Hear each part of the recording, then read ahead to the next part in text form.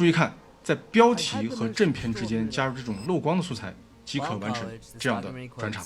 欢迎来到今天的每日一镜。刚才给大家展现的这种剪辑技巧呢，叫做光效风格转场啊。你可以在前后两个素材之间加入这种漏光的素材或者光效的风格。比如我们看剪映专业版的转场里面就有很多光效的这种转场的效果。比如我们可以拖一个这种炫光的这种效果啊，拖到两个素材之间啊，就可以完成这样的转场。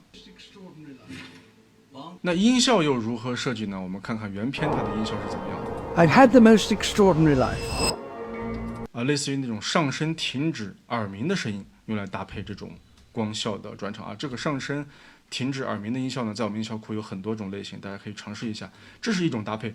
那其实还有一种搭配技巧呢，就是可以搭配空气切割的物室。比如这个地方呢，我就搭配了一个快速空气切割物室，我们听一下效果。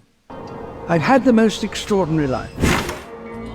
这种效果就比刚才那种上升停止耳鸣呢，效果要重一些啊。这种具体看画面或者你想呈现的效果来分情况而设计。然后这个空气切割的物室呢，我也给大家准备了几种常用的这种音效，放到咱们的音效库了，同样也是更新在了咱们的1号文件夹，大家可以去更新使用了。OK， 我们下期见。